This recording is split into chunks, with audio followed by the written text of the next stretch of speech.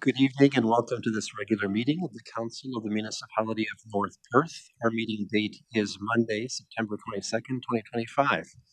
I'm Mayor Todd Kasenberg and I'll call this meeting to order. I ask the clerk to note our starting time for the minutes at 7 p.m. A warm welcome and greetings is extended to councillors, staff, delegations, and observers who will participate in this meeting, regardless of whether being physically in attendance in the council chamber and Listowel or being connected through web technologies. We begin tonight's meeting with the playing of O Canada. Those in chambers, as able, are invited to stand.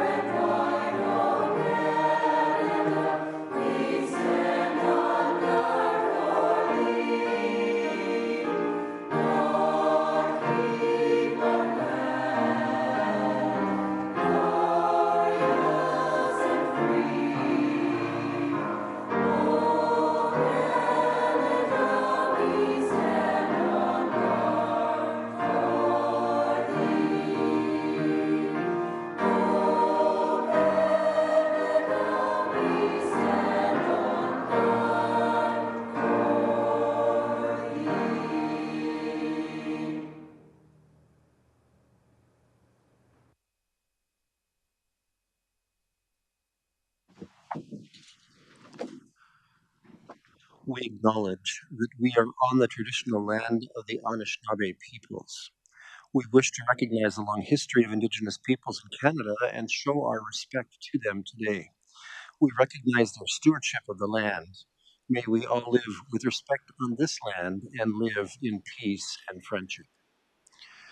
Tonight's meeting is being streamed live on the Municipality of North Perth YouTube channel and will be available there after this meeting as an archived video.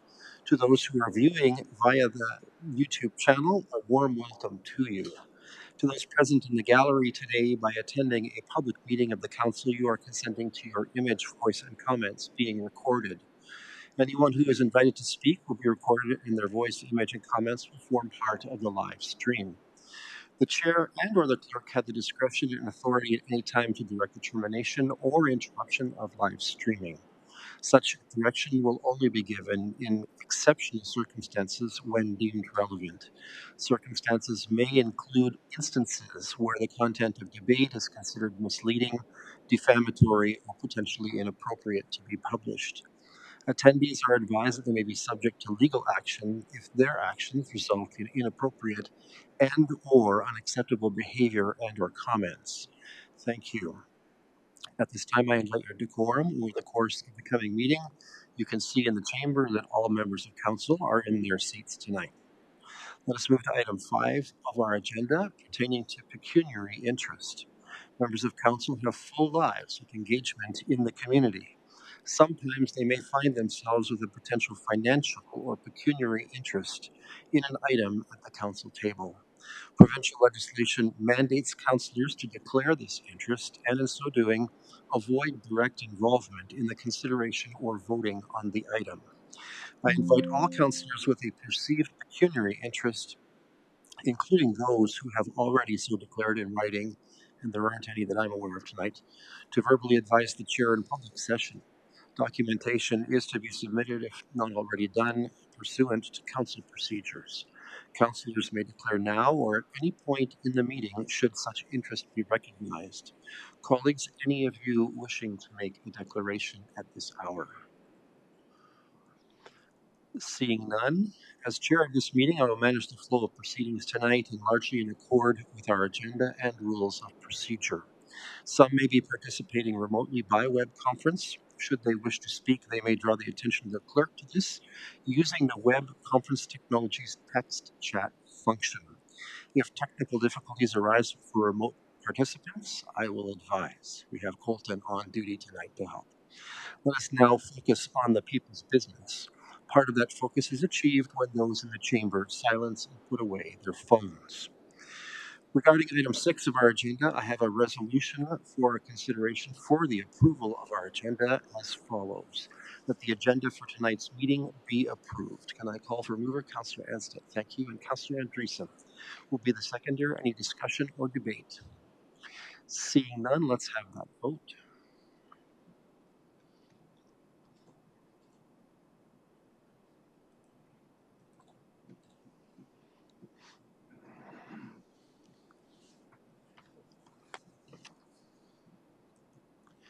And that is carried. Thank you.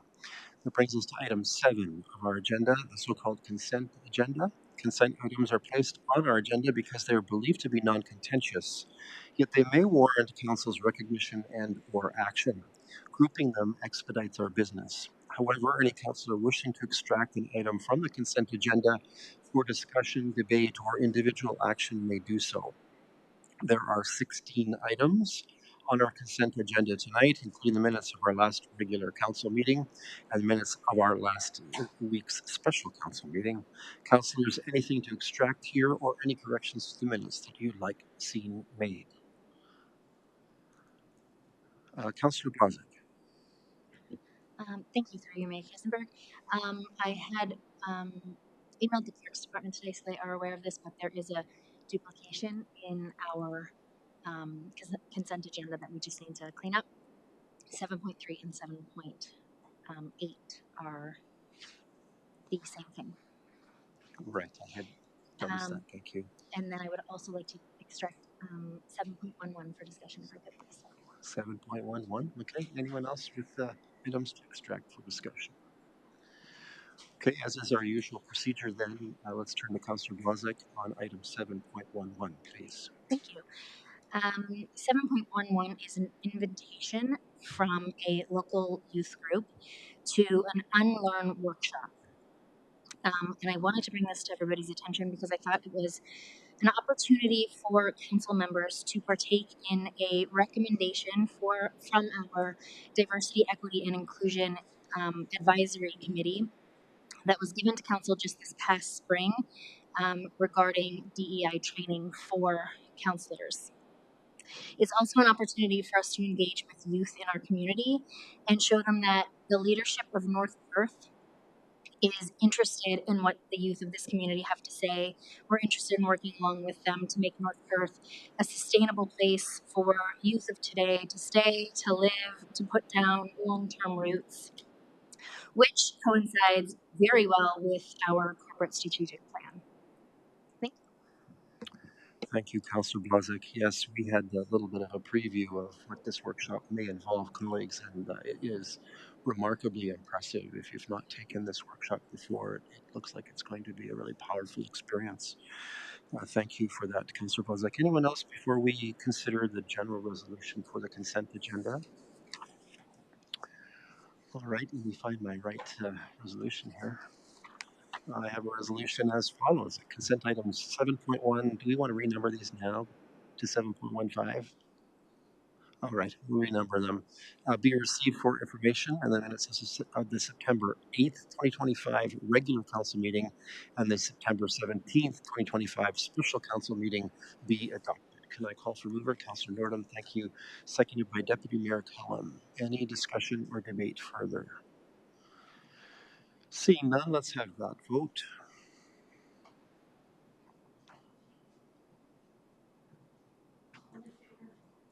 Councillor Andreessen records a manual in favor vote. Councillor Anstett records a manual in favor vote. And that is carried. Thank you. Let's move on to item 8 on our agenda. This is the opportunity we have first to receive a delegation from those with interest in council's business or authority. I'll remind the delegation that in accordance with this council's procedural bylaw, a total time of 10 minutes per delegation is permitted. It is customary to allow councillors to ask questions should they have any at the conclusion of your remarks or presentation. The delegation is to present on the topic declared on the submitted request. For delegation forms and deviations from the topic are not acceptable to the chair or this council. Decorum certainly is expected. Further to my request that we maintain an atmosphere of respect and courtesy, I will remind that those delegating should not use the names of those who have not consented to such use. Our delegation tonight is Mr. Greg McDonald of Listowel, who wishes to address council about the municipality's open air burning bylaw. Mr. McDonald, welcome. Is Mr. McDonald here?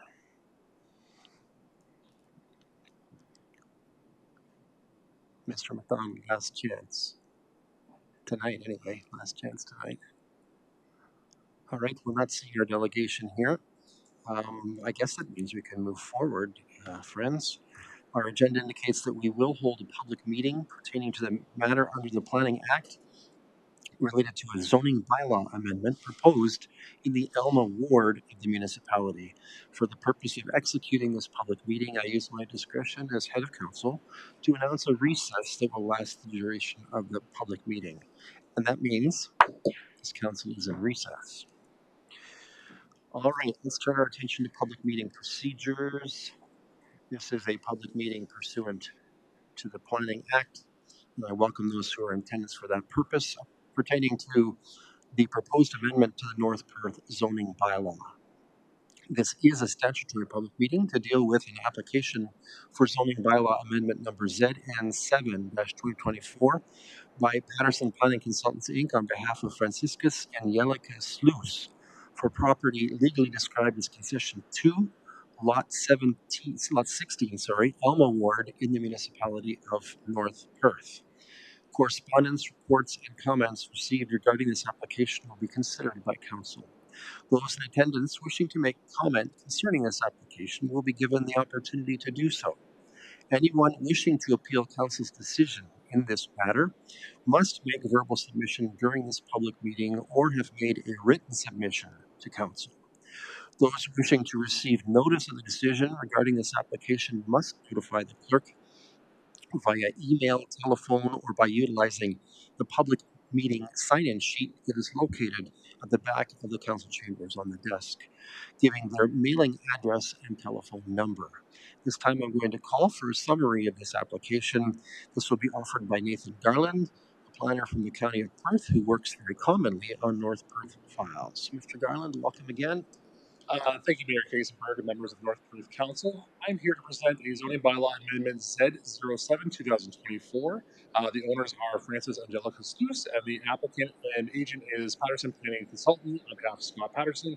And Scott is in attendance this evening as well, too, if there are additional questions. The location, as noted, is 7877 Perth Road 164, Highway 23, just on the south side of Listowel. Just for council's reference, this is the second time you're seeing a very similar application. So the application was amended previously, so this is bringing back the amended application for council's consideration. For council's consideration, this is associated with a severance that you'll see later on, also in that package. So this is just outlining the updates that have been changed. So previously, there was a severance consideration for a severed area of approximately 2.23 hectares. This has now increased slightly based on the comments that was received from the Ministry of Transportation, as well as the updated Perth County official plan, just to reflect some of those changes. So the requested size is now 2.56 hectares. The lot to be retained is approximately 35.3 hectares, updated from the 35.5 hectares. So about a 0.2, 0.3 difference in size, just based on some of the comments from MTO and the county OP. We've provided this just a bit of a sketch. Our apologies on this slightly. This has changed slightly. It's not the normal template you would see in your council package that we'd normally provide. Some of this was a change because the province did approve the County of Perth official plan on Friday of just this last week. So we were caught in a bit of a timing gap with getting the mapping updated, with getting the correct bylaw in front of you. So we have prioritized the bylaw, I guess I'll put it that way, and just some of the information. The mapping will come later on if should councils choose to support this application. So I'll just highlight the two areas. Previously, the red area was considered for an ACM, an agricultural commercial manufacturing zone. Staff have now recommended that that move towards a future development zone to reflect the employment land designation. So part of this property is now considered within the employment land area in the town of Listowel. The remainder outside to the south is still within the agricultural designation.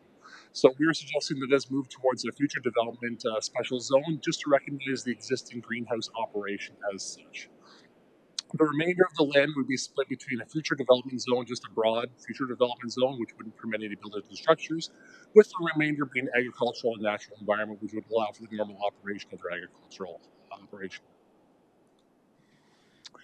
No concerns or comments have been provided up to date. Service is to remain private.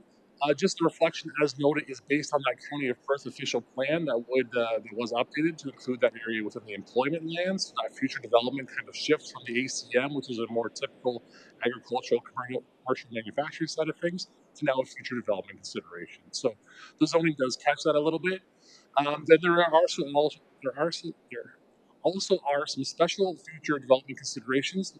That be parking reduction to allow for the existing greenhouse operation. And Mr. Patterson has just discussed and noted a couple of operations that staff are in support of, and that's also to permit the greenhouse to allow it from operating, as well as remove the agricultural commercial provision that was included from the previous bylaw. So there was a section that allowed for accessory structures, so that's coming out of there and just capturing what's there now as it is permitted to continue forward. Just a couple of pictures from Highway 23 looking at the greenhouse operation. So it's looking directly at it, then looking towards the southern portion of the property, and then looking towards the retained farmlands, where that would be the future development zone, and also looking towards the north there as well. For a policy consideration, this is a rezoning request to identify the future development lands associated with the severance. There is a PPS that does support agriculture-related industries, but it also identifies the employment lands. That's why we're looking at that future development zone in consideration as opposed to an ACM. So it's a little bit of a flip from the agricultural side of things now towards the more urbanized side of the employment consideration. And then future on there is a condition in the severance that this is a supportable application. So should council choose to support this, there would be a requirement for this rezoning to return to council for consideration at a future date. Therefore, it is the staff recommendation that North Perth Council receive the report and that North Perth Council considers in principle the application of rezoning. I'm happy to address or answer any questions at this time. Thank you, Mr. Garland. Let's just check on information conveyances here with regards to notice of public meeting. The application was circulated on September 2nd, 2025, as per the requirements of the Planning Act. Thank you. Was any correspondence received either by yourself or through the clerk's department in North Perth that we should be aware of? Not through our office. North Perth did not receive any correspondence. Thanks, Clerk Carter. All right. So then this is the opportunity for those who've attended this public meeting to have their say, and we invite you to do so. First, we'll call on those who are in favor of this application. Other than the applicant, should any wish to make comments on this application, they may do so by approaching the podium and introducing themselves. Anyone wish to avail themselves of that opportunity? Okay. Next, we turn to the opportunity for those who are opposed to this application. Are there any in attendance tonight who would like to speak in opposition to this application? Not seeing any, this is the opportunity for the applicant or the applicant's agent to speak, should they feel so inclined. Is there any desire to do so? The agent is shaking his head in the negative, so we'll consider that a no. And colleagues on council, do we have any questions about this application at this time for Mr. Garland or for Mr. Patterson, who is in attendance on behalf of the applicant? Councillor Rothwell. Thanks very much, Mayor Todd, and greetings to council, staff, and public. Thanks for your report, Nathan. The question I have is with respect to the existing greenhouse operation in the future development zone, if this is all approved to the severance and the zoning, if the owners wish to establish any new buildings or structures or replace any existing buildings or structures, is that allowed in the zoning bylaw? Through the mayor, replacement of a typical building or structure is permitted under the legal non-conforming status. So this would be the time where legal conveyance would be considered at this time. This would be establishing that those buildings and structures are existing, they are legally in place. Um, Creation of new buildings and structures, it's a bit of a tricky one to answer, but looking at it, they may request a variance or something to that effect to look at an option. I guess back to my comments around the MTO. MTO did provide some comments with respect to land allocation from their end, so that's why this is being amended. They're looking at changing the bulk storage location, potentially some parking area to the south, should they need to. So it shouldn't require any new buildings or structures to be located as part of those MTO considerations. So it would be mostly moving the actual configuration of the site as opposed to impacts to buildings or structures from that end. Just further, if I may. Thanks very much. I'm just wondering, I take some how it's being proposed in future development zone, and in fact, where staff are and the applicant are looking this as sort of an interim use as opposed to a long term. Is that fair to say from that perspective because of the employment designation under the county official plan? Is that correct? Through the mayor, looking at the employment consideration, this would be an interim use. The employment designation does move it towards more of an industrial manufacturing type of zone through that employment provisions. There would be further zoning considerations moved in that. It would be more reflective of M1 or an M2 zone in the future, but so it doesn't include the greenhouse operation. So this would be an interim use for however long they should enjoy that and be able to operate it for. Colleagues, any other questions? All right, I'm not seeing any. Thank you, Mr. Garland. Notice of the decision of Council will be given in accordance with the provisions of the Planning Act. Council's decision is subject to appeal to the Ontario Land Tribunal in accordance with the provisions of the Planning Act.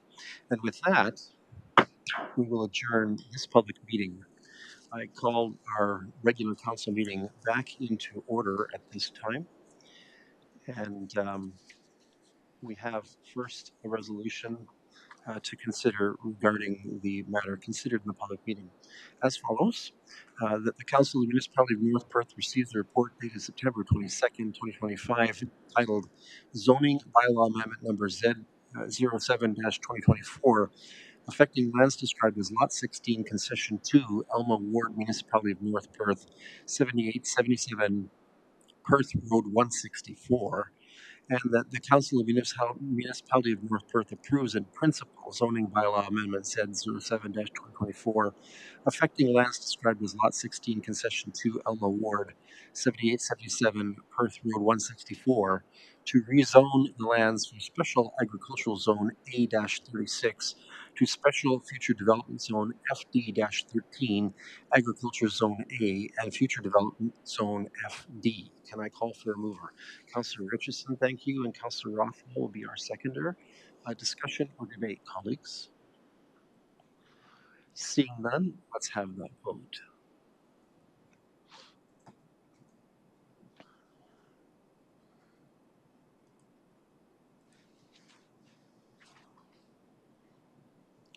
And that is carried. Thank you.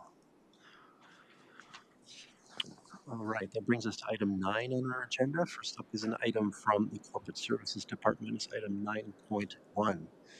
In item 9.1, Council is being presented with a list of proposed street names for a new subdivision, the so-called Countryside Meadow subdivision, and lands in the Wallace Ward at the north end of Listowel. I'll call on Clerk Sarah Carter to present Council with these options. Ms. Carter, welcome. Thank you, Mayor Kasenberg. Through you to members of council, MHPC Planning Limited, on behalf of Macomb Developments Inc., has submitted proposed street names for the draft plan of subdivision NP 23-02.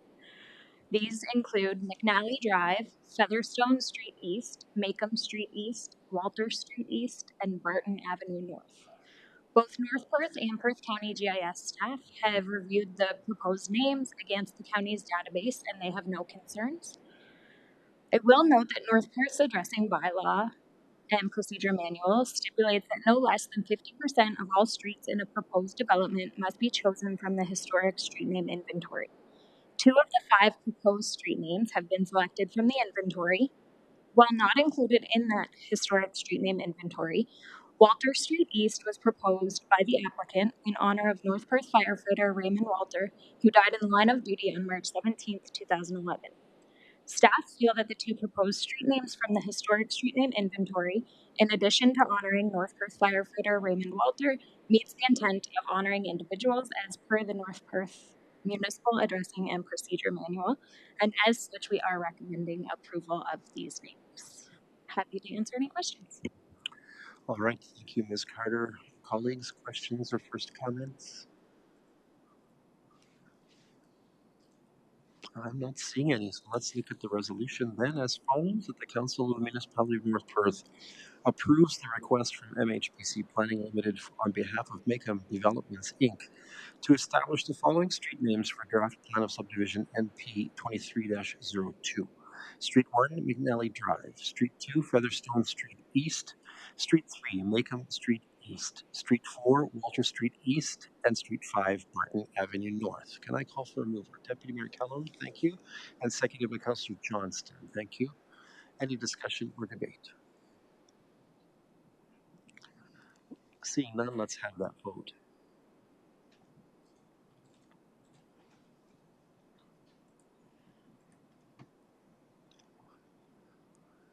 And that is unanimously carried. And certainly I'll lend my words of encouragement as mayor that the selection of the name Walter Street is a powerful testament to someone who's made a significant contribution to our community. And I'm grateful that this subdivision will include that name amongst its names of streets. All right, thank you. Next up then is an item from the Environmental Services Department, is item 9.2. In item 9.2.1, Council is presented with a report on the results of the tendering process for the purposes of engaging a specialized contractor to support upgrading work at the wastewater treatment plant. The proposition of award of tender to BGL Construction of Waterloo, Ontario is advanced. I invite Mark Hackett, North Perth's Manager of Environmental Services, for his overview of the properly conducted process and outcomes. Mr. Hackett, welcome. Thank you, Mayor Kissenberg and council members. So the bidding that you see before you is very tight on this project, especially when the top three bids, it was within 1% of each other. And that truly indicates a very competitive bidding process. The latest estimate that we have for the equipment and construction portion of this project was $6,587,000, which included a $464,000 allowance for the potential impact of tariffs. The submitted construction tenders do not include the tariff allowance. So the lowest bid that was, as you mentioned, from BJL Contractors was for $5,651,275, and that includes an $800,000 construction contingency, which is standard in a certain percentage of the project value. We are familiar with BGL Contractors as they successfully completed the recent clarifier work out of this wastewater treatment plant. And as noted in the tender evaluation letter, the total estimated cost of the project, including the equipment pre-purchase, the potential tariff impact, the design, contract administration, construction, and contingency, and the net HST is $7,250,000. The total combined budget, including the 2025 approved budget total and the proposed 2026 pre-budget, is $7,401,000. And the final numbers would be presented during the capital budget process coming up in the next little while. I'd like to take any questions if there were any. Great, thank you, Mr. Hackett. Colleagues, questions, first comments on this matter? Councillor Rothwell. Thanks very much, Mayor Todd. Thanks very much, Mark, for your report. When will we actually know definitively in terms of the tariff piece on this? Will it be soon? Thank you. Through you, Mayor Kasenberg. That's a good question. I don't really know the answer at this point. It could be as it crosses the border. The political climate is changing as we speak, and it depends on, it's a reciprocal tariff from the Canadian government. So that will be decided if things change. It will be the effect as it crosses the border and we find out what the tariffs would be. So I think the number that we used should be sufficient, and we're hoping that it's nothing, that at that point there's no tariff involved at all, and that's just money off the top of the project. If I may, Mayor Todd, just to confirm, is that what percentage is that? Is it 15? I mean, we've had a number of different percentages thrown around, but To be on the safe side, the consultant had us use 25%. okay. Hopefully we don't need it. Thank you. Yes. Thank you. Colleagues, anyone else? Seeing no other indication of questions or comments at this point, I have a resolution for our consideration as follows: that the Council of Municipality of North Perth approves the 2026 pre-budget request for capital project number 5902, effluent filters and pump replacement, for the amount of $5,126,000, and that the Council of the Municipality of North Perth awards a request for tender NP-5902-25T North Perth Wastewater Treatment Plant Filter and Effluent Pumping Replacement Contract to BGL Contractors Corp. Of Waterloo, Ontario, up to $5,651,275, excluding taxes. Moved by Councillor Rothwell, seconded by Councillor Richardson. Thank you. Discussion or debate?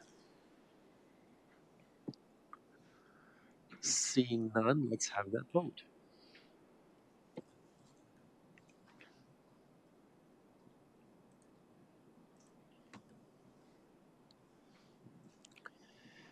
And that is carried. Thank you, Mr. Hackett.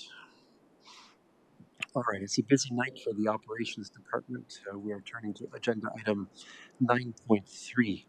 In item 9.3.1, Council is presented with staff recommendations to begin a Section 78 process for minor improvements to the Wilson Municipal Drain through the appointment of an engineer. I'll invite Scott Richardson, North Perth's Drainage Superintendent, to provide the recommendation. Mr. Richardson, welcome. Hey, thank you, Mayor Todd and Council. The purpose, like you said, of this report is for Council to consider Section 78.5, so it's a minor improvement for the Wilson Municipal Drain that crosses Lot 18, Concession 10. The previous report for this portion of the Wilson was prepared by Spreitz back in the 80s. The request for the Section 78.5 was received on September 15th, 2025. The request is for realigning approximately 325 meters to run the lot lines of the property, eliminate the need for a culvert. The owner with the 78.5 will be responsible for all the costs, and therefore the 78.5 applies to this request. There are no expenses to the municipality for this one. Thank you, Mr. Richardson. All right, colleagues, questions or first comments before we consider the resolution?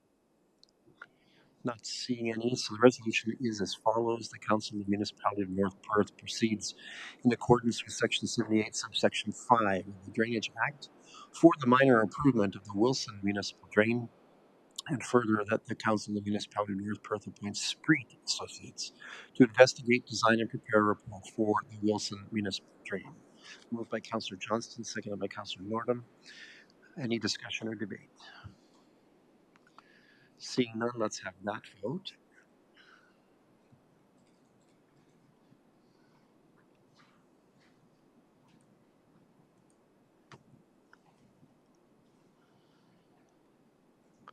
And that is carried. Mr. Richardson, thank you as always. You keep us busy. All right, let's turn to item 9.3.2. Council is presented with a request from a landowner for a loan related to an approved drainage project in Elma Ward made under the Tile Drainage Act. I thought it was going to be Mr. Richardson. Welcome. Yes, it is me, not sorry. No. You pretty much summed it up here, Todd. We got a request from a landowner. They would like to install a new tile system on their property. They're in the Elma ward. The loan is requested in the amount of $50,000, which is the maximum amount that the rating bylaw or the loan bylaw has approved in the past. That's pretty much the gist of it. If anyone has any questions, I'm happy to answer them. All right, thanks, Ms. Mayu. All right, colleagues, questions, first comments? Councillor Neal. Thank you. Just curious, do we know what the interest rate is for that $50,000? It's 6%. Through you, Mr. Mayor. It's 6%. Okay. Okay. Any other questions or comments before we consider the resolution? All right, I have a resolution for our attention here as follows: that the Council of the Municipality of North Perth, conditional on availability of provincial funding, approves the application for the loan under the Tile Drainage Act for $50,000 pertaining to Perth Line 71, Concession 11, Lot 21, and North Pier 22, Elma Ward. Moved by Councillor Anstett. Thank you. Seconded by Councillor Richardson. Any discussion or debate? Seeing none, let's have that vote.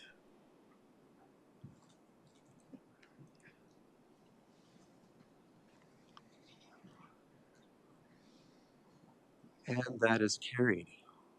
All right, we've moved this meeting along at a reasonable pace so far, but now we have some significant business. And what is, I think, a pretty pivotal moment for this term of council, we're receiving tonight the draft of a commissioned servicing master plan for North Perth, is item 9.3.3. I think we are paid the big bucks for reading complex reports such as the one that was in our agenda this week. But this opportunity to framework key servicing infrastructure for the next 25 plus years is rather exciting. I'll invite Matt Ropp, North Perth's Manager of Operations, who's even wearing a tie tonight, to support Council's review of this work and give him license to call any warranted experts. Mr. Ropp, welcome. Good evening, Mayor Kiesenberg and members of council. We are indeed excited, multiple members of my team here tonight, but we're here to also present an update on the long-awaited servicing master plan. As the mayor alluded to, the intent of this master plan is to guide the municipality in future infrastructure needs and requirements related to water, wastewater, and stormwater servicing within the communities of Bristol and Atwood. Joining me tonight, who will take us through in a bit more detail than I can provide, is Kelly Vader and the other Garland brother, Andrew, both from BM Ross, who will be able to present some high-level findings from the master plan and give us some ideas on some next steps. So, without ado.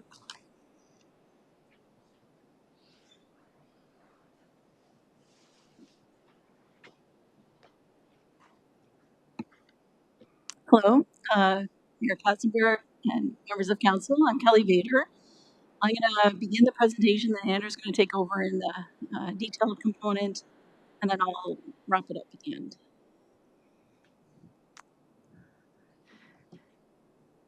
So I'll give you a very brief background because we have brought this to you previously, and we've been told that time is to keep moving along. So we'll talk a bit about the consultation that we undertook during the master plan, and then we'll talk about the water, wastewater, and stormwater components and any recommendations that we're bringing forth through the master plan. And then finally, next steps. So this project was initiated in July of 2021. So as Matt said, it has been a long time coming. And the main focus was to look at existing deficiencies of infrastructure in Listowel and Atwood, and to ensure that there was sufficient capacity to deal with the growth that we were anticipating was going to be coming. And upon completion, we've identified servicing strategies and future projects to accommodate growth in both communities. And we did incorporate the expanded settlement boundaries that were just recently approved in the Perth County official plan. And the process followed the requirements of the municipal class environmental assessment process for master plans. So for the consultation program, it was initiated back in 2021. Initially, there was a notice of initiation that was published in local newspapers. It was also directly mailed to a number of stakeholders, mostly the development community that we thought could be affected by the project. We also sent letters to review agencies and First Nations communities advising them of the project. And then in November of 2023, we had a public open house that was mostly attended by staff, but we did have a few members of the public come out. At the same time, we sent an update letter to the review agencies and the Indigenous communities, just letting them know what we were doing and some of the early recommendations. We did have a response from the Chippewas of the Thames First Nation, who initially had some concerns around stormwater, but when we met with them individually and explained what we were doing, they had no more concerns. We had a council presentation last November, and throughout the process, we really had very little input from the public. We had a few members of the development community who expressed an interest, wanted to stay involved. But other than normal responses from review agencies, we had very little input from the public. So this is a map that we have showed you previously. It shows the listable area. We've identified the boundary area expansions. And so what we did to calculate sort of the growth that we were anticipating and the capacity that we had, we looked at all the existing development commitments, and then we calculated the potential growth in these existing developed plans of subdivision, as well as the potential in that settlement area boundary. And then we looked at what capacity we would need in order to service those areas. And then this is just a graph that shows how we did all those calculations. And then the next slide shows how we did the same thing in Atwood. In Atwood, there's obviously a lot more potential than there in Listowel, where we have a lot of development ongoing. But we did the very same sort of process looking at those commitments. And then Andrew's going to go into more detail.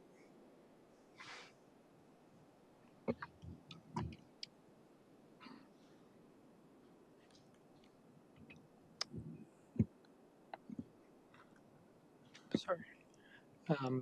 The next several slides are a fairly condensed summary recap of information that was presented here in November of last year. Since that time, some water demand and wastewater flow forecast details have been revised slightly, and then corresponding models revised slightly. In most cases, the revisions have been quite minor without major impact to the recommended projects. If anything, I'd suggest the changes have reduced slightly the scale or number of projects recommended. For the Listowel drinking water system supply, the current usage of around 3850 cubic meters per day, that excludes hydrant flushing days in order to estimate the actual domestic demand. Servicing commitments are projected to increase that value to slightly greater than 4,800 cubic meters per day.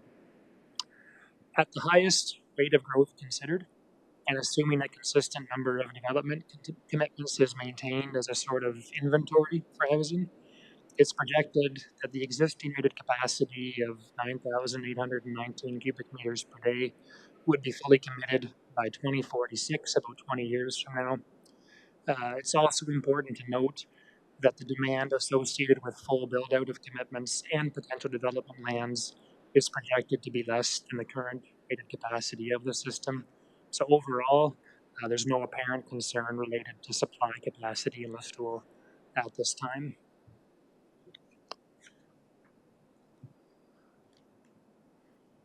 The findings of the study indicate that the highest priority consideration for the Listowel system relates to storage. The existing elevated tank volume of nearly 3,300 cubic meters is close to but slightly less than the recommended storage volume for the current service population. And as development proceeds, the deficit will grow. A class environmental assessment process would confirm a recommended location, style, and size of additional storage facility, though based on work completed to date as part of the master plan, a preliminary recommendation is that storage would be located in the northern part of the community. And when I say this is the highest priority project identified, that be in terms of a planning context and starting to get ducks in a row for building that. There's no imminent concern with respect to storage. There were no identified issues with the existing trunk water main sizing, and it's recommended that as development progresses, water main extensions continue to consider adequate sizing and looping to connect within service development areas. For the Atwood water supply, the current usage is estimated to be around 180 cubic meters per day, and servicing commitments are projected to increase that max day demand to 275 cubic meters per day. At the highest rate of growth considered, and again assuming a consistent number of development commitments is maintained, It's projected that the existing rated capacity would be sufficient beyond 2051. However, with that development potential within Atwood that Kelly alluded to, it's important to note that the demand associated with a full build out of commitments and potential lands would put future water demand projections about 50% greater than the current rated capacity. Therefore, depending on the actual rate and scale of development, there may be a future need for a capacity increase. So, identified projects for the Atwood water system, similar to Listowel, water storage is the highest priority consideration. Currently, the combined volume of a potable water reservoir at the Danbrook pump house and an adjacent non-potable reservoir for fire storage are just sufficient to meet the recommended volume for the existing service population. Also similar to Listowel, and in fact, in conjunction with the class environmental assessment, that process would confirm a recommended location for location, style, and size for additional storage in Atwood. That class CA would also consider where and how the well supply may be increased in the future if that in fact comes to pass that it's needed down the road. Other specific projects for the water system include water main extensions on Main Street and Monument Road. That would be to service development lands as well as connect unserviced portions of the community, and some pumping upgrades at the existing Danbrook pump house. On to wastewater. The North Perth wastewater treatment plant has a rated capacity of a little over 9,000 cubic meters per day.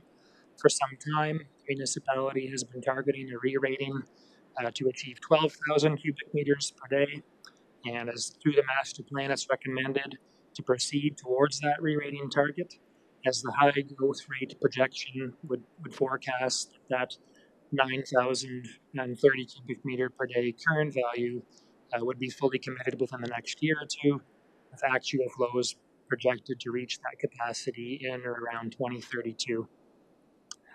With the highest rate of growth projected, that 12,000 cubic meter per day target for re-rating would be fully committed by 2041, again, assuming a consistent number of development commitments over time. And again, it's important to note here that at the kind of full build out of development commitments and development potential, the projected future flow would be about 10,800 cubic meters per day, a little under that target 12,000 cubic meters. Identified projects just for the overall wastewater system in Listowel are to continue that process of targeting the re-rating of the treatment plant. Other projects would include a number of trunk sanitary sewers that are projected to be at or above capacity with future development, and in the future, potentially pumping station capacity increases at the Highway 23 pump station and Inkerman Street sewage pumping station. Given the relatively high capital cost, trunk sewer upgrades and station upgrades, and the fact that we are relying on some theoretical data for these analyses, it's recommended to complete some flow monitoring at the locations and verify if those future upgrades really are warranted. Within the Atwood system, again, of course, that the North Perth wastewater treatment plant capacity is relevant to this community, so that recommendation carries over into Atwood as well. Similar to Listowel, again, there are some trunk sewers and some pump station capacities that may require upgrades in the future, and again, flow monitoring is recommended to confirm those analyses. Moving on to stormwater, a number of projects were identified as recommendations through the master plan. The priorities range from relatively low to high. Lower priority projects generally correlating to development needs, and higher priority related to existing issues. Some of the more significant projects in terms of scale and cost for existing needs would be Jackson Park flood relief and trunk sewers on Victoria Avenue, as well as storm sewers on Tremaine, Maitland, Palace, Walton, and Inkerman. It's noted that several regional stormwater facilities have capacity to be retrofitted for additional areas of treatment and quantity control overall servicing can be improved through proper stormwater servicing of development lands. In Atwood, some of the more significant projects in terms of scale and cost for existing infrastructure needs would be, again, storm sewer capacity upgrades on King, Queen, Wood, and Parkview. And again, overall servicing of stormwater can be improved here through work as part of development land. And I'll pass it back to Kelly to wrap up.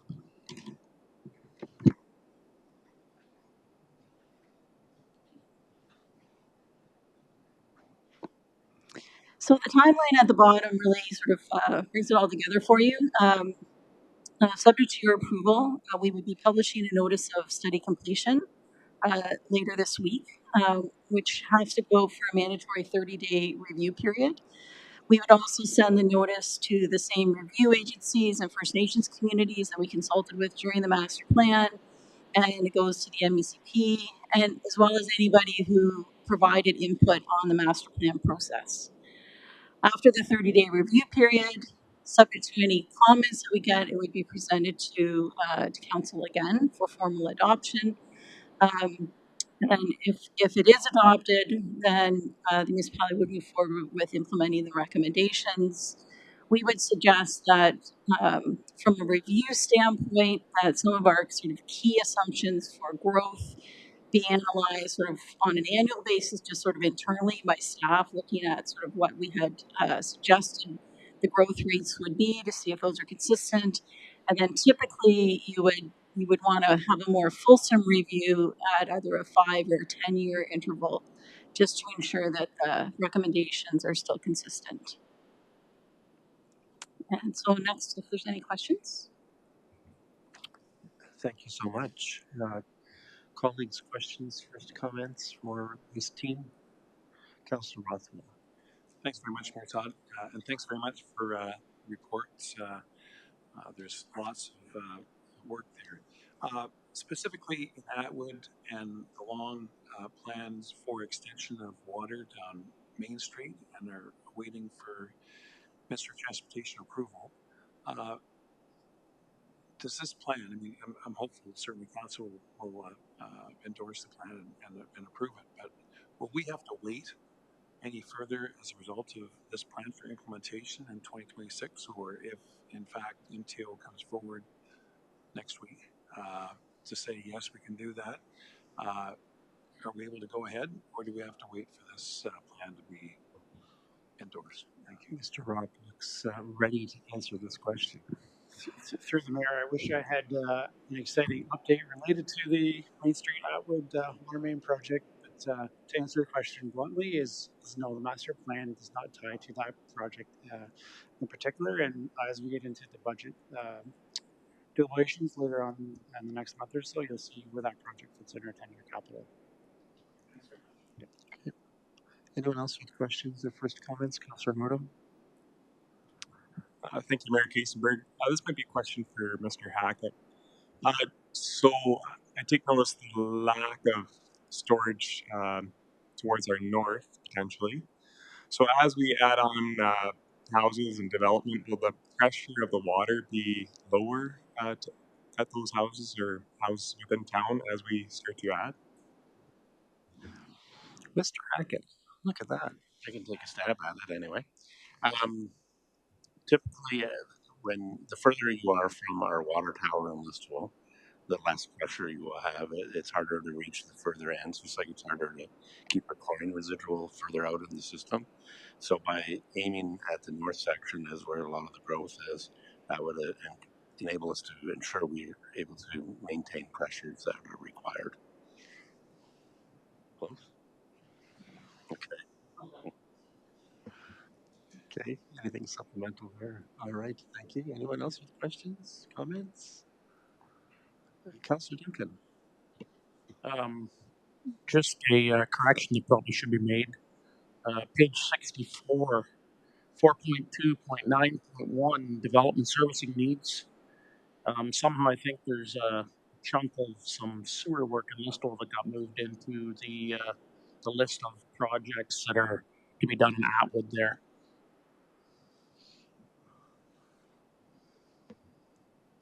Indeed. I had noticed that as well. Thank you, Councillor Duncan. Anyone else with questions or first comments? I think one of the most fascinating parts of the report, if I may just interject, was the analysis of growth and flow and how those things tied together. I found it might be a geek, I don't know, but I found it a fascinating read in that context. So thank you for that. It was interesting. Anyone else before we consider the resolution? All right. Um, the resolution is as follows that the Council of the Municipality of North Perth receive the servicing master plan for information and direct staff to post the notice of completion as required by the Ministry of Environment, Conservation and Parks to required agencies and public for 30 days. And that the Council of the Municipality of North Perth directs staff to return with any findings from the final consultation period and present the final report. Can I call for a mover? Moved by Councillor Rockford, thank you. Seconded by Councillor Richardson. Any discussion or debate? Seeing none, let's have that vote.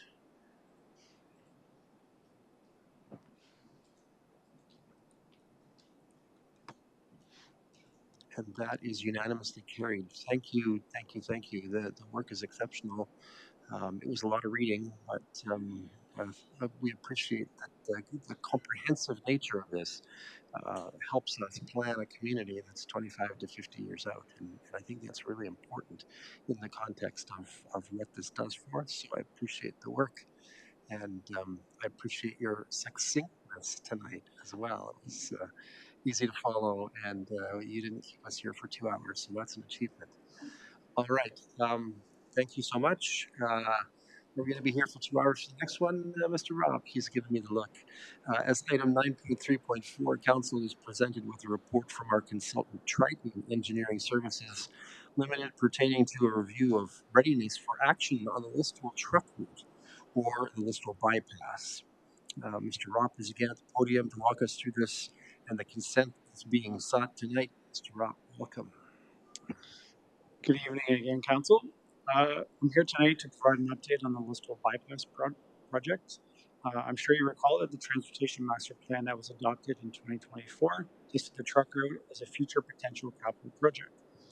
Master plans are strategic planning documents intended to provide municipalities with a high-level roadmap. Staff, along with our consultant Triton Engineering, are here to present a comprehensive assessment of the project. The assessment is meant to take the project from a 30,000 foot overview, being the TMP, down to a 10,000 foot level, where technical components of the project can be examined in more detail. Joining me tonight are Chris Clark and Taylor Cramp from Triton Engineering to provide an overview of the comprehensive assessment.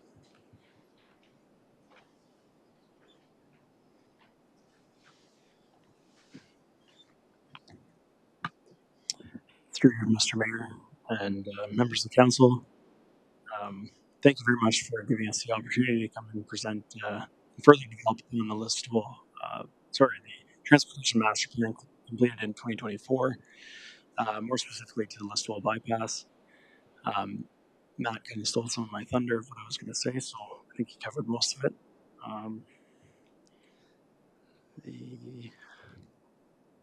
So the purpose of this study was to further validate and update the baseline traffic counts within the traffic master plan, and specifically the truck route assessment that was completed.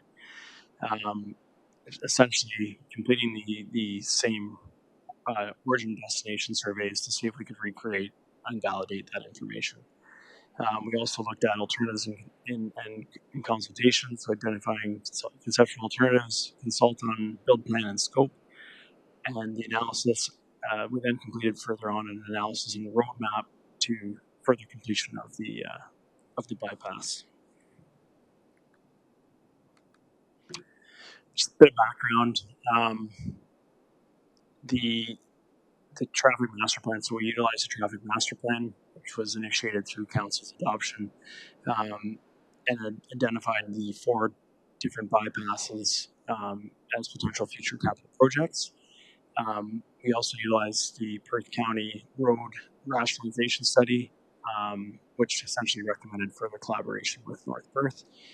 And then we we reviewed the Ontario Ministry, the MTO, as one of the bypass routes is located on MTO corridor, and confirmed that in the next 3 years it does not impact the plans for the bypass.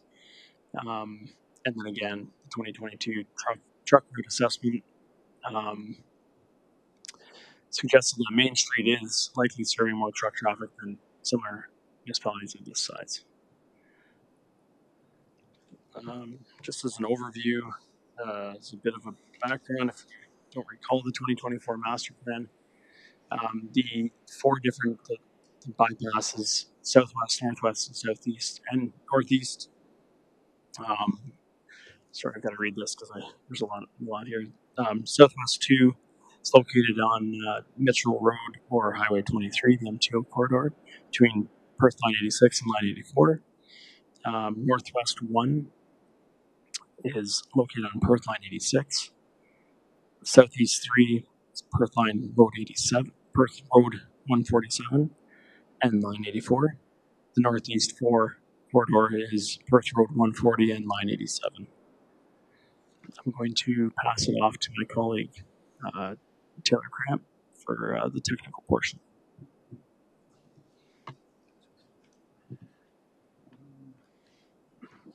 So as part of this study, we wanted to look at traffic data to confirm that the 2022 route assessment was the numbers, kind of verify the results from there. So we did that by completing an origin destination on all the trucks coming into Bristol to determine if they're just going through or if they have local deliveries in town. We also collected traffic downtown at Main and Wallace to confirm those data was down there. And we also looked at 24-hour times in each of the major approaches into Listowel. So the 2022 findings from the truck route assessment resulted in approximately 43% of trucks coming into Listowel were just bypassing through town, not actually stopping within the limits. With all the total volume of traffic downtown at Main and Wallace, approximately 9% of that was just trucks, which is a bit higher than communities of a similar nature as Listowel. It was also determined that more trucks were traveling kind of the east-west corridor along Perth Line 86, which kind of gave a slight priority for that bypass route to be implemented first. So our 2025 traffic counts kind of validated those results. We actually had a higher volume of trucks entering Listowel that just drove through at 51%. We had the same 9% of trucks of the total volume being downtown. And we also had the results that higher traffic was traveling east-west along Perth Line 86. So we did validate those counts in the 2022 assessment.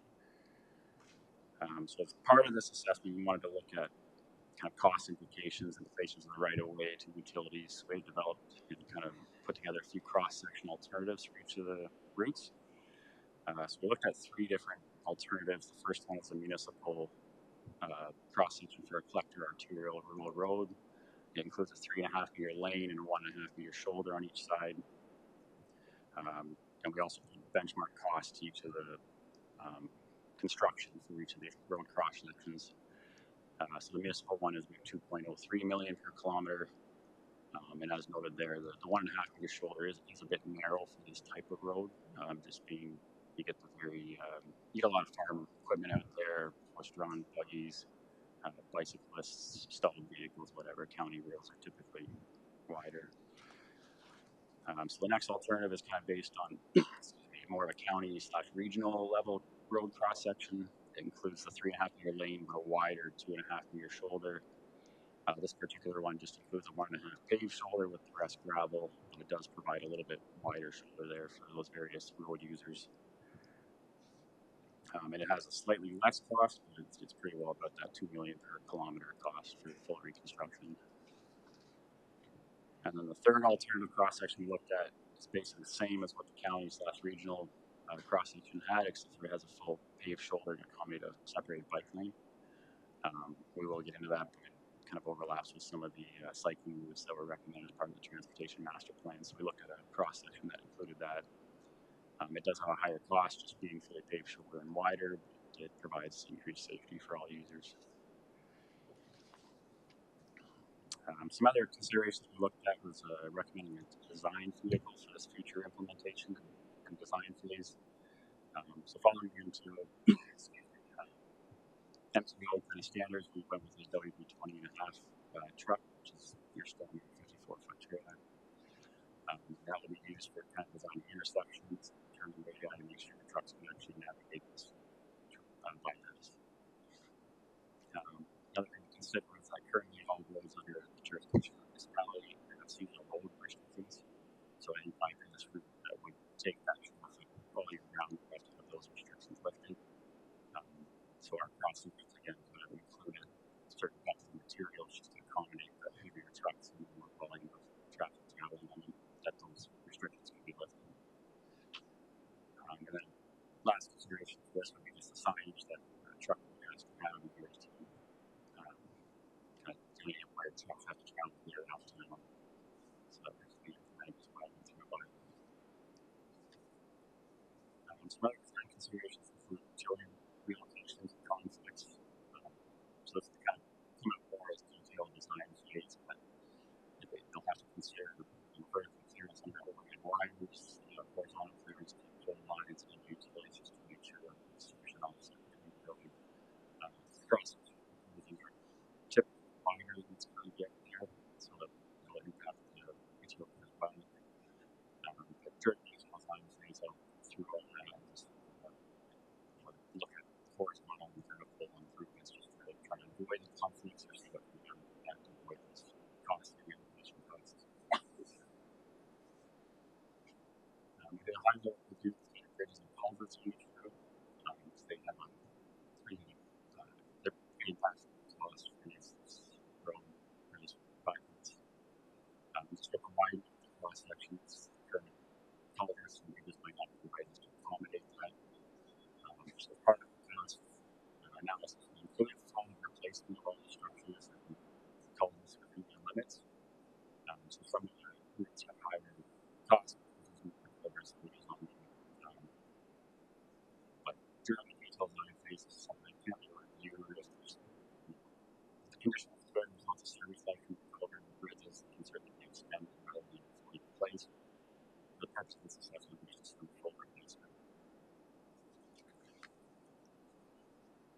So mentioned earlier, the transportation master plan did have a proposed cycle model for the municipality, and they do overlap with three of the proposed roads for the bypass. So again, kind of explained that bike routes or bike review cross sections of those roads for cost assessment. Based on all the recommendations, it would be good to consider those road users on these routes specifically.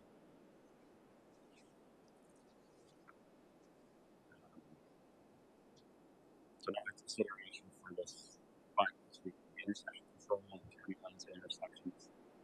This will more come out during the traffic impact study where you kind of look at the bypass would be different travel patterns as more people use it around downtown.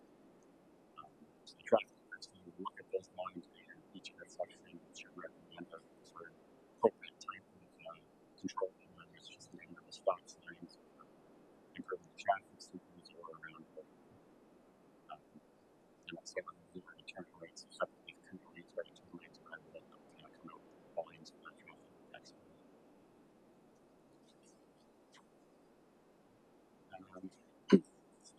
So property requirements will be a big factor in this as well. So we have a high level look at it based on a 30-meter right of way, which is wide enough to accommodate the three cross sections plus room for utility relocations outside that. A lot of the so the MTO highways, it's way from currently wide enough to be requirements there. So a lot of county roads and a couple of municipality roads are sufficiently wide as well. Most will need some sort of acquisition for them. Pass them to Christopher over the remainder. Thanks, Tyler. Yeah, so just to expand as well on permits and approvals, there will be some permits and approvals that would be required as a result of some of these corridors being used as a bypass route.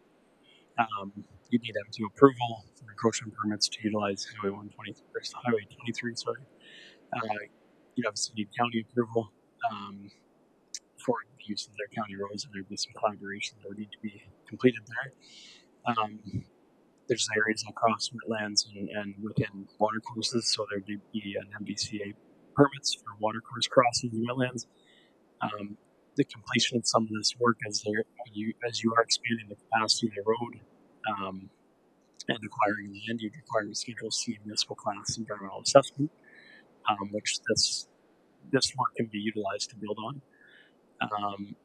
And then the final requirements would all be, we'd be confirming, you'd be having to confirm that with your federal provincial agencies as you move forward.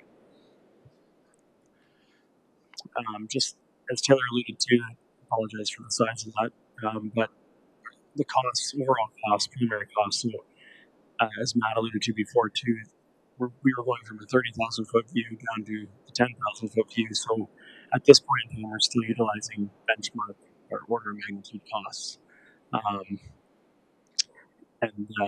So essentially, just go over them quickly here. We looked at pre-engineering reports and studies that would be required to move forward.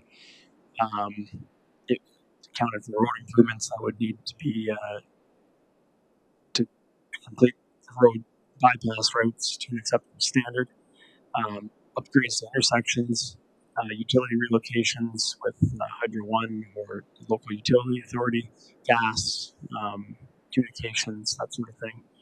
And in some cases, there was some two significant bridges and various culverts along the route to extend them. Based on the age of the structures, we recommend in this case to, I believe they were built in the 50s and 60s, so if you're going to expand or widen these bridges at that point in time, when you get to there, you'd probably end up replacing them. So we accounted for those costs. And then we included engineering contingencies along the way. It should be noted that maintenance costs, if you are expanding the road or widening the road and upgrading the road to a higher class, it would require your maintenance would increase on those roads. So your operation maintenance. So the Northwest 1 corridor total just under $8 million. Your Southwest 2, kind of your low hanging fruit, is $285,000. I had these memorized, but regular Southeast 3 corridor would be just under 15 million, and 23.5, just over 23.5 for your Northeast 4 corridor. So the recommendations made moving forward,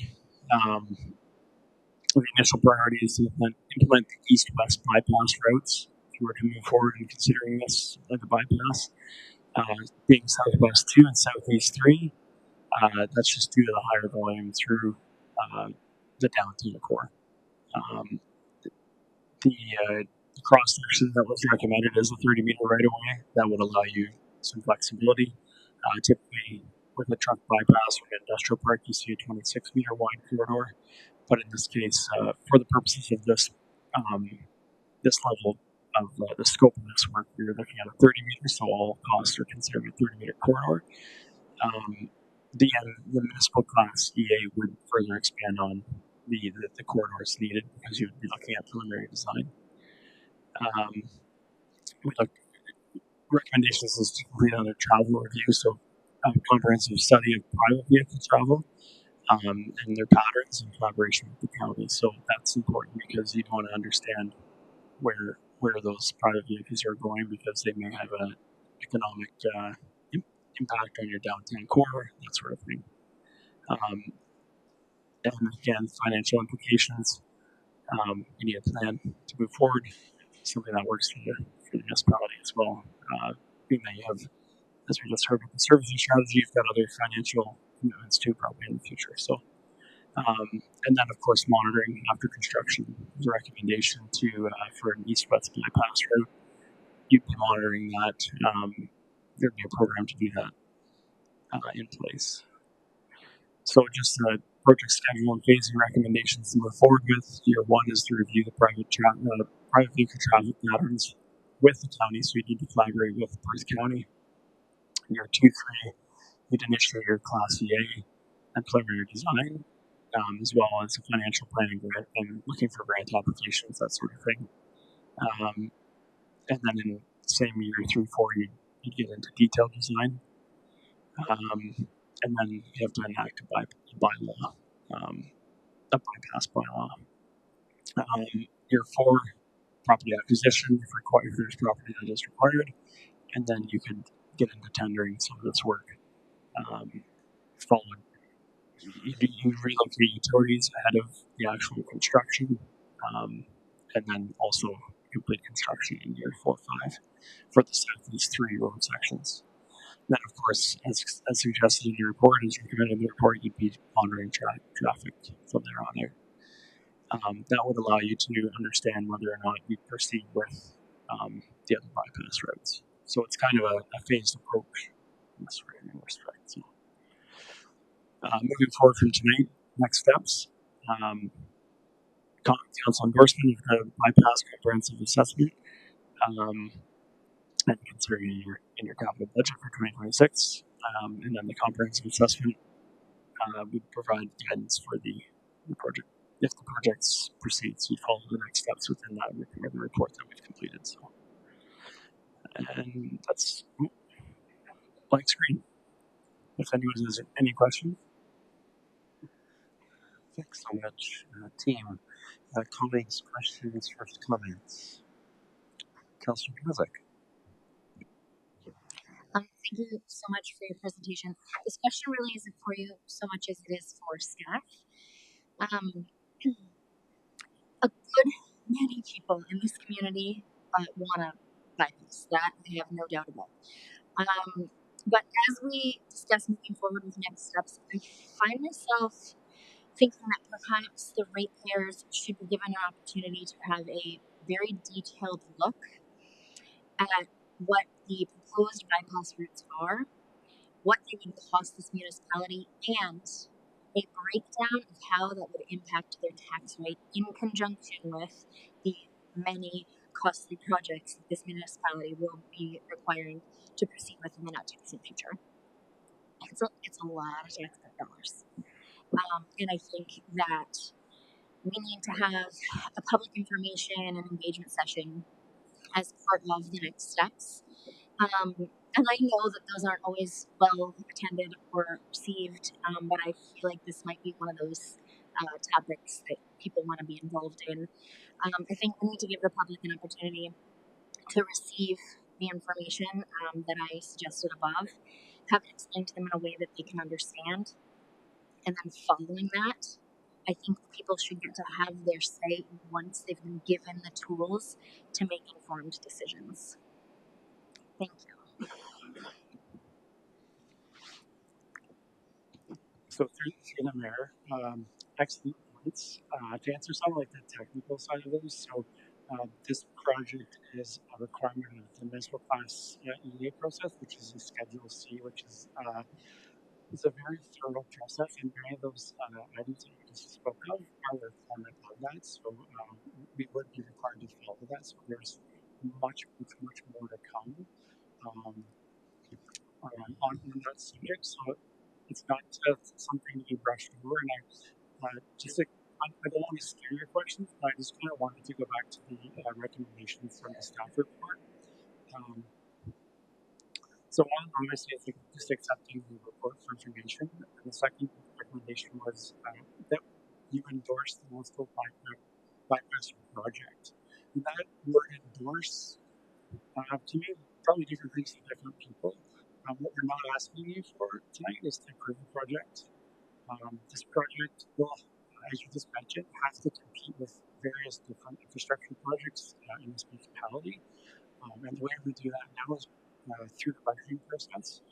And we've had the luxury since I've been here, and it had started a couple of years ago, that we're now looking at 10-year capital forecasts where we can get a longer term view of not only what we're planning in the short term, but long term impacts and what that means to our reserve balances. So trying to keep a healthy reserve for future years. So that's the kind of the second part of the resolution is, we're taking tonight as that next step in understanding what the project could be for the municipality. Obviously, needing to look more at it financially.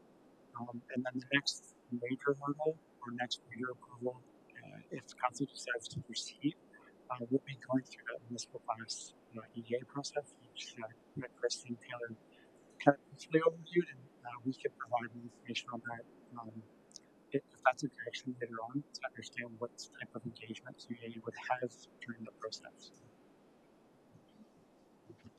Hopefully that's Councilor Moon. Thanks, Mark Griesberg, and thanks for the report.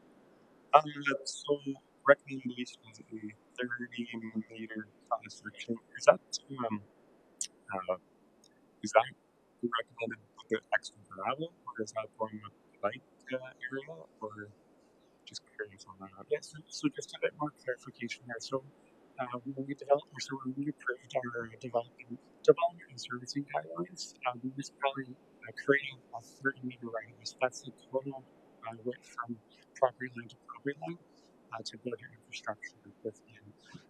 Most of our roads are only 20-meter right of way, which is not wide enough to build typically a county standard or even a provincial standard highway anymore. So that's was one of the high level recommendations is we need more property to make these roads work. So the 30-meter is property line to property line, and not getting too much into it, those cross sections we looked at, that's when we talk about like what are the widths of lanes, what are the widths of our types of shoulders that we want to see on these roads, and it also included regulations for the different type of like asphalt structures that we're going to see, because there's a lot heavier on those that our roads today just directed the heavy traffic, they couldn't take that excess loading. Okay, go ahead. Yes, secondary, and then just a question on 165, otherwise known as Gun Club. So I think it's Northwest One. Is that one also scheduled to get widened out, or I don't think it was too long ago that one was done? Correct. There was some widenings taken on sections of that road, and when we did some turn lanes to get onto Benning Street. So again, high level, that map did show that there'd be some property required on 165, but obviously we'd only be taking what we need there if there was already existing widenings taken in certain sections. Okay. Anyone? Sure. This will be my last point. I know we spoke about bylaw. Like, there is a fair amount of truck traffic that goes into Listicle. And I know Johnson Transport, Great Ridge, all of those companies, they're more in the far end of town, and they all fuel up at the other end of town by, I believe, Foxton. So that's something that I think about too with our bylaw, is that these trucks, a lot of them are traveling from their company yard to get fuel. Just that thing out there. Thank you. Thank you. Who's next? Councilor Duncan. So I've got a couple of things. One thing is the cross sections that were shown with the bike lanes on them. I think putting bike lanes on the side of a truck pass would be a horrible idea. If we want to have bike traffic on those roads, I think they should be a completely separate multi-use trail, paved trail alongside of the road with a buffer strip in between. I don't think putting bike lanes on a truck road's a good idea. Second, I just kind of had the numbers up here. This project's about $46 million.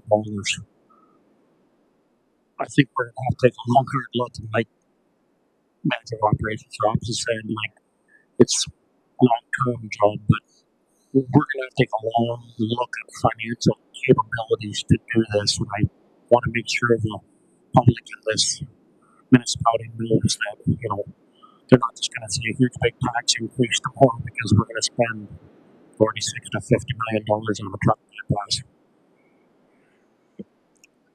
Thank you. Did you want to talk about this process that you said of consultation with this attached to the EA mandate that would happen? Is discussion with the public about the financial implications of these projects and the phasing too? Because I think, to Councilor's point, I think there's a phasing strategy that would use part budget for the purposes of establishing the first year, if you will, and then later on sort of assessing that as described in years 6 to 10 to see whether there was a need to continue with future development of the other legs that have been proposed. But did you want to comment on how the public might see and have opportunity to comment on the finances? Sure. Through the mayor, so let me answer the first question from Councillor Duncan. The point brought up was a very fair and valid point. Again, just trying to circle back to this discussion tonight, it's just highlighting the need for cycling infrastructure along that route, and by all means, looking at the type and where it's located. Those are the types of discussions that we've had during the EA consultation and the detailed design. So we're just here to kind of decide on that matter of the importance of trying to continue to improve our cycling infrastructure.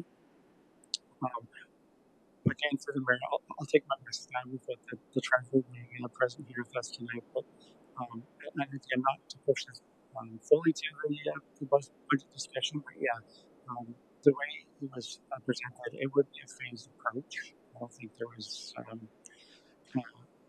any appetite in the TMP or in discussions with the assessment that all four components would be taken all at once, even though the Highway 23 section is predominantly, as you see it today, suitable for being that component of the truck bypass. Sorry, excuse me, the Lister bypass.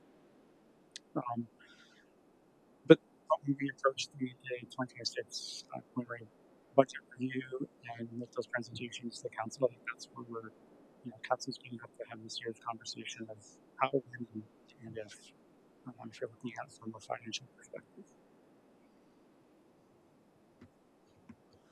Councillor Hanson.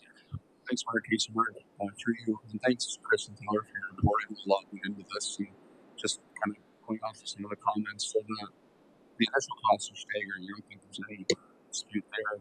One thing that's not clear to me, though, and Matt, maybe you can help me, so annual maintenance costs. Do we have any idea what this would cost annually to maintain? Ballpark? Quite honestly, at this point, no, we don't have those numbers in front of us.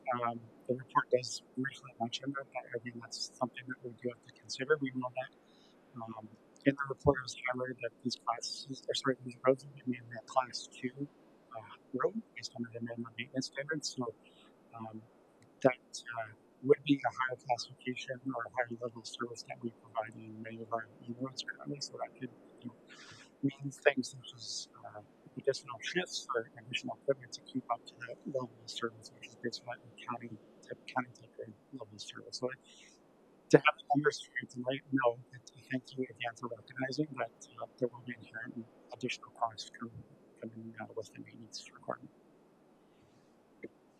Councillor Andreessen. Thank you through you, Mayor Kiesenberg. One of my thoughts and questions about this is just around the fact that if we implement one phase and we find through additional studies that that phase actually made a good difference in the traffic, it may or could impact future decisions. Would that be correct, Mr. Robb? Through the market, this is for clarification on that. Yeah, sure. So if we implement one phase or two phase even, and we find that the traffic downtown going through the main intersections is drastically improved, it may impact the decision to go ahead with phase 3 and 4 if we find that the traffic it's made a big difference. Do you know what I mean? Which could in fact, at the end of the day, reduce the need for additional projects.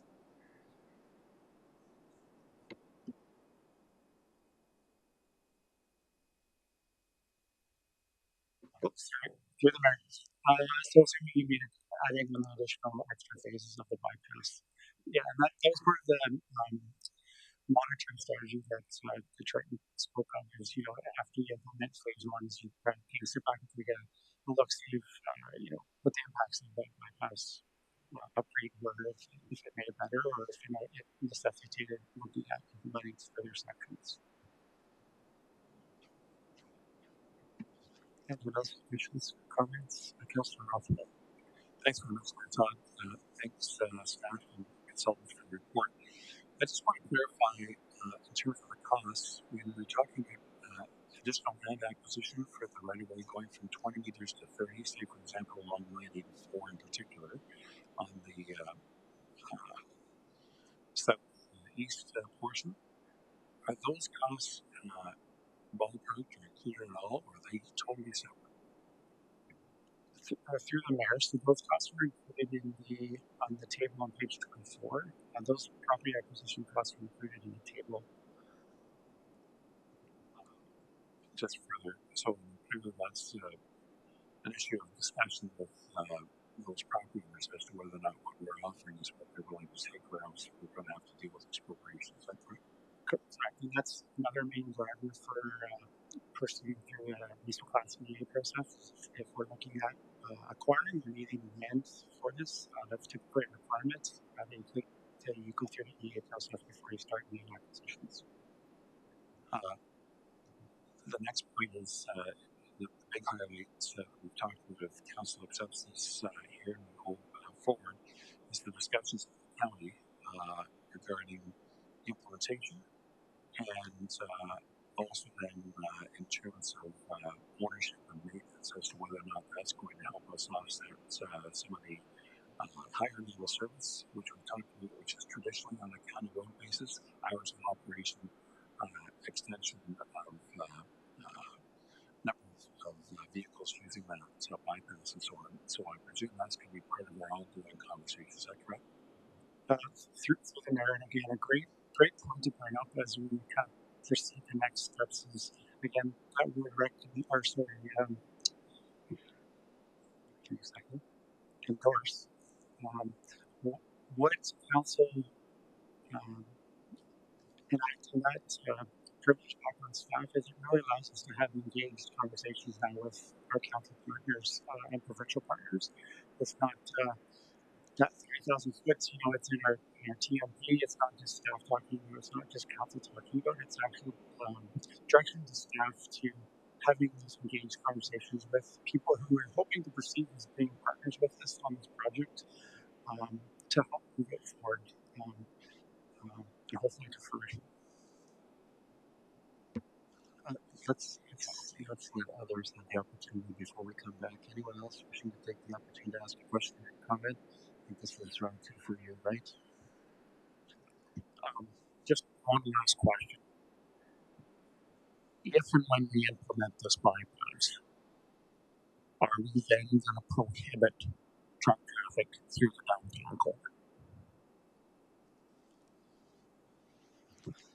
Through the mayor, what we can do is we can implement a bylaw that restricts truck traffic to use the bypass or restricts them from entering downtown and using the bypass, but we can't restrict trucks that need to make local deliveries. So that is a bit of a crux in how that is managed. Okay, thank you. Anyone else with questions? Maybe something we haven't heard from Councillor Johnston. Thank you, Mr. Mayor. I agree with that. The money numbers are scary. Would any development charges then to be put towards this at any point for any sections of this? I know that's likely an asked question. Just so I don't get wrong, I might defer to the CAO on this one. Let's have the CAO weigh in on this one, please. I can't reference exact numbers, but the bypass, the first two parts were included in this last development terms study, so they are included in our current development terms bylaw. We can bring that back to the budget process to determine the exact numbers. Yes, some of it will be offset. It's growth. Right. All right. Anyone else before we go back to Councillor Martha? Do you want back in? You're okay now? All right. Anyone else? Okay, I have a resolution for our consideration as follows then. The Council of East Broken North Perth receives the Triton Engineering Services Limited Municipal Bypass Comprehensive Assessment Report for information. And that the Council of Municipality North Perth endorses the Listowel Bypass project and directs staff to evaluate the feasibility of the Listowel Bypass through the 2026 annual budget process. Can I call for a mover? Moved by Councillor Norton, seconded by Councillor Andreessen. Thank you. Discussion or debate at this point? Anything further? When I put my mayor's spyglass on and look into the 25 to 50-year future of this community and think about the fact that there's been a 70-year history of talking about a bypass around Westfield, I think this is a critical project, and I don't think we stop at this point. I think that we need staff to have the direction we need to continue to explore this and to begin talks with our partners. I think there's a clear reason and demand, for example, that we should be making of the county to be involved in this because sooner or later we have to believe that this would become a county road. They may not want to be jumping in at this expensive point, but they certainly need to be jumping in down the road, I think, in the interests of the traffic network in the county. So I'll offer that when I look ahead, this seems like a very critical infrastructure project. Anyone else? All right, let's have a vote.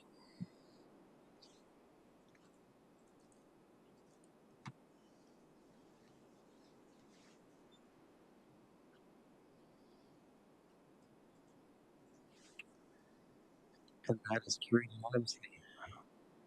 Thank you, Mr. Rock. Thank you, team from Triton. We appreciate you coming to be with us tonight.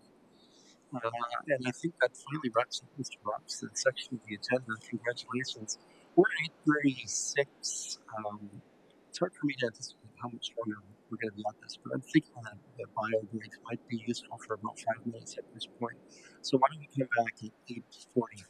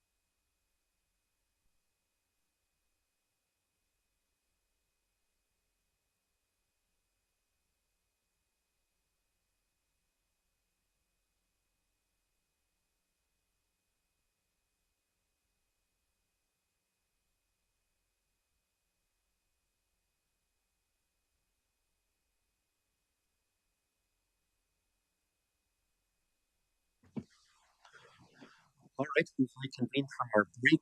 Next up on the agenda are two reports from Community and Protective Services Department under item 9.4. Item 9.4.1, Council is invited to endorse an application for consent to sever a commercial endeavor from surrounding agricultural land in the Elma Ward.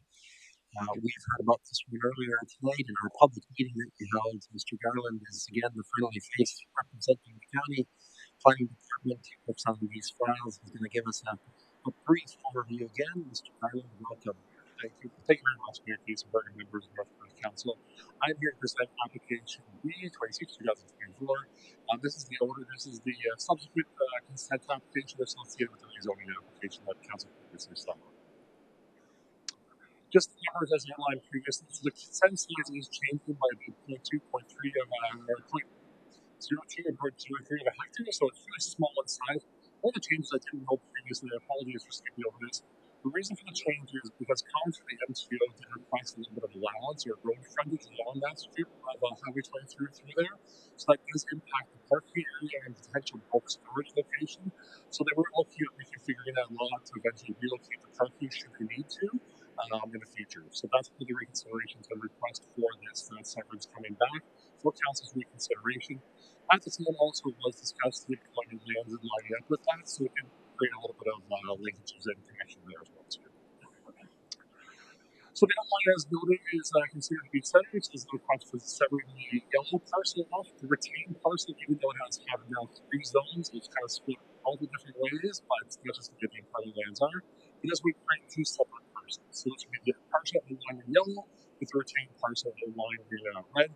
They would still remain able to permit operate as they normally would, should they be to support any kind of additional excellent structures around their house, etc. That would be a normal operation and continue on. No concerns or comments were expressed from any of the agencies. Blue Water Recycling did, and Hydro One did provide some comments and concerns there. Services would remain private, and then the Perth County official plan does allow for severance of this size. It's still the employment lands. There is no minimum lot size for employment lands, or there is no connection to that, so this does allow for that consideration. It really is very much tied to the existing buildings that are on the property, so it kind of sticks fairly close to those limits with the provision from the traditional parking area that lines up with the employment lands. The pictures as noted previously are just from Highway 23, showing the greenhouse locations. Very similar pictures, exactly the same pictures actually.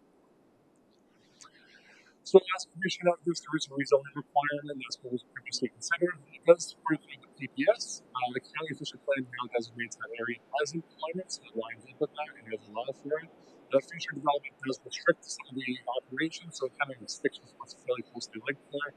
And then it does limit in the future, but it still allows them to operate and maintain those greenhouses as they normally would in whatever limits refuse.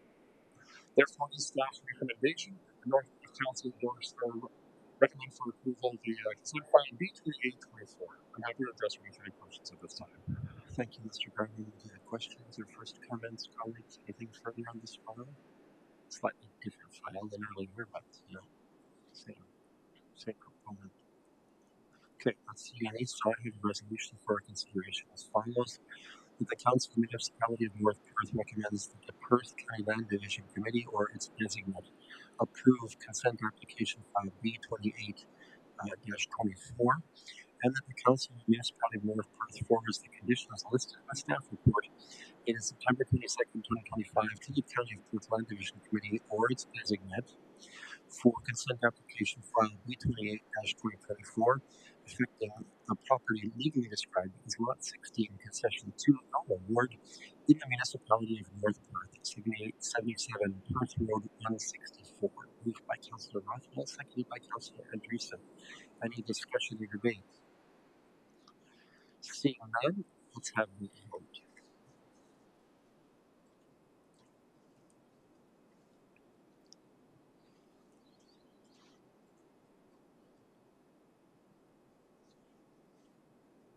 And that is carried. Thank you. Let's look at another severance recommendation opportunity in item 9.4.2. Council is invited to endorse an application for consent to sever a parcel from one agricultural property and merge that with another adjacent agricultural property. At least that's what I understood. All of this is proposed to happen in the Elma Ward brought forward by MRP on behalf of party Harmonic Farms. Mr. Mr. Garland is back with us to tell us more about this matter. Thank you, Mayor Casey, members of North Perth Council. I'm here to present an application for consent, B32, 2025. The owners of permanent farms and the agent is 132 Westwood Florence. The location is noted is Lot 17, the west part of Lot 18, Elma Ward, municipality of North Perth, and the municipal address is 5913 Line 71. The location is noted. This is for a lot addition, so this would be separating off the 30 acres from the 130-acre parcel and adding it to the adjacent 70-acre parcel. So it would be, in a sense, making two 100-acre parcels in the future. But just items as noted, Leah's request is over approximately 12.2 hectares in size, 30 acres. The retained farmlands would meet the criteria for the 100%. Would be the original farmland that was originally created. That would be for the retained would be 40.6 hectares, and then the merged property would be 40.7 hectares, so roughly 100 acres each would be the final result. Council consider endorsing this. Just one note in here, there would be some changes and modifications just to the landscape. So there currently is a fence row that's located along there that would be taken and removed should they consider that in the future to move that further over, or they may consider the crop share or some kind of agreement. But I would provide some provisions for them to remove that area or that linkage through there for the additional 30 acres that's over there. Both houses are located on both these properties. These are both the farm properties with the house located on each of them. So no real changes to this at all. This would remain like is as is for the time being. The Perth County the PPS and Perth County official plans will support a lot of additions of this nature, so it's recreating the original 100-acre lot. No concerns or comments provided by any of the neighbors or agencies on this video. Therefore, this is the staff's recommendation of North Perth Council support application B3225. I'm happy to address any questions at this time. Thank you, Mr. Garland. Colleagues, questions, first comments? Let's see any expression of that. So let's have a look at the resolution. As follows, the Council of the Municipality of North Perth recommends that the Perth County Land Division Committee or its designated approves consent application file B32-25, and that the Council of the Municipality of North Perth forwards the conditions listed in the staff report dated September 22nd, 2025 to the County of Perth Land Division Committee or its designate for consent application file B32-25, affecting the property legally described as Lot 17 and West Park Lots 18, Elma Ward, Municipality of North Perth, 5913, line 71. Can I call for mover Councillor Duncan? Thank you. Seconded by Councillor Richardson. Discussion or debate? Seeing none, let's have that vote.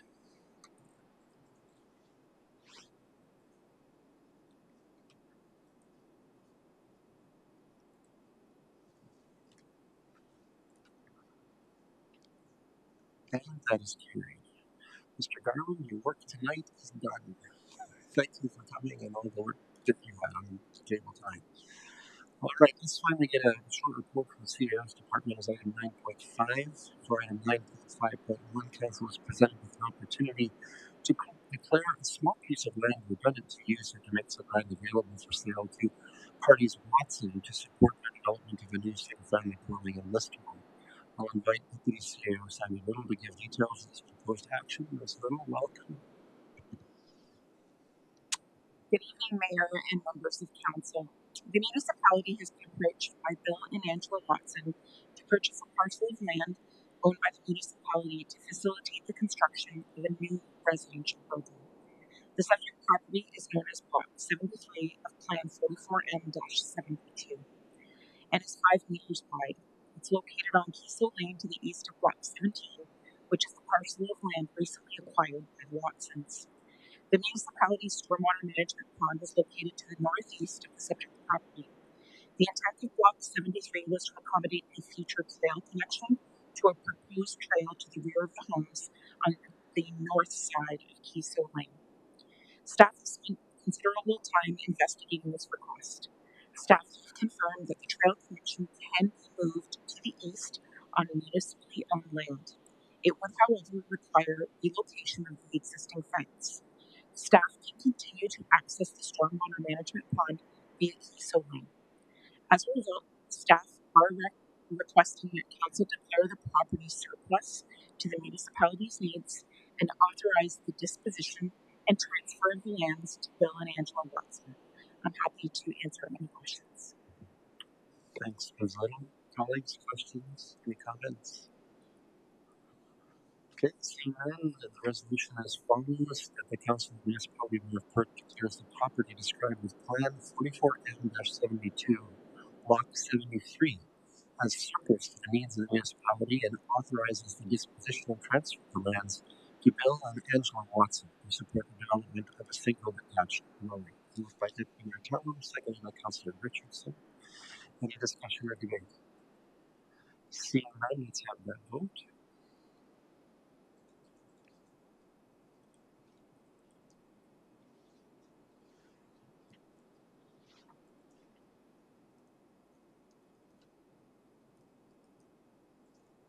And that is carried. Thank you very much, Ms. Little.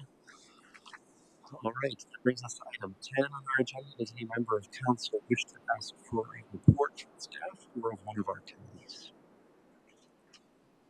Not seeing expression of interest there. For item 11, we have no items of correspondence for our consideration or disposition tonight. At this point, we turn to consideration of bylaws that have been recommended to us for action. Tonight, we have three bylaws for our consideration. The enabling resolution outlines for each bylaw their number and purpose. Before I read the resolution for passing these bylaws, does any councillor wish to extract one or more of them for a more fulsome consideration or an individual or recorded vote? I'm not seeing any expression of interest there, so let's consider the resolution that enables these three bylaws. As follows, the following bylaws are hereby passed. 88-2025 being a bylaw to establish a highway. 90-2025 being a bylaw to authorize the sale of lands, and 91-2025 being a bylaw to impose special annual drainage rates upon land in respect of which money is borrowed under the Tile Drainage Act. And I call for moved by Councillor Anstett. Thank you. Seconded by Councillor Rothwell. Any discussion or debate on this? We want to reassure the community when we say establish a highway, or we're not getting a new highway through North Europe. It's a terminology used for roads in this case, just so that everybody knows and is clear on what we're doing. No further discussion. Let's have a vote.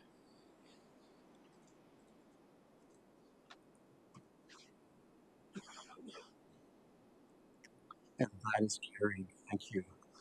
All right, let's turn then to item 13 on our agenda. Does the councillor wish leave to give notice of motion tonight?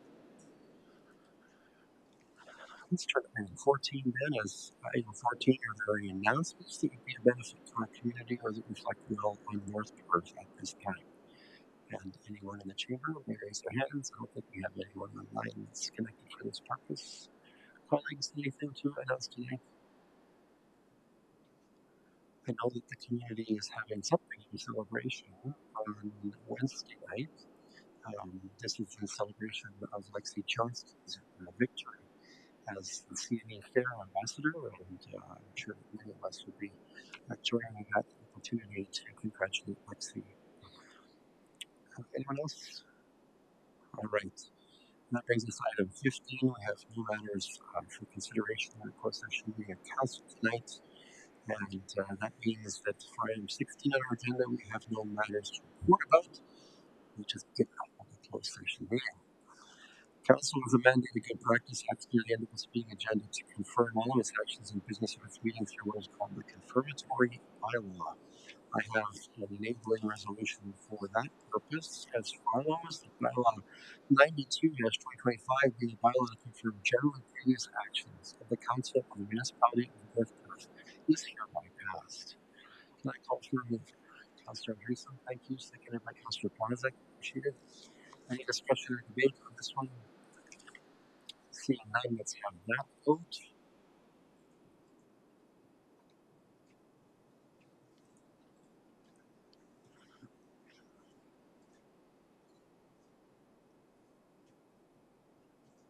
And that is carried.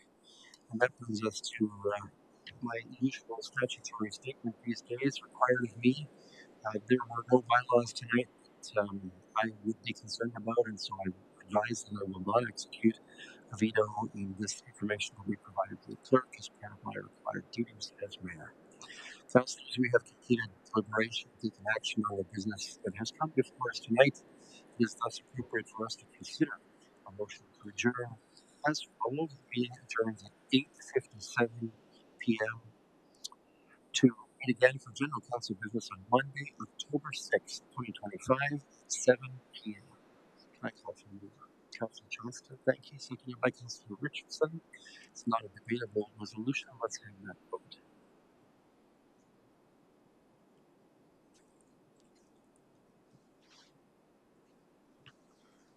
And that is carried.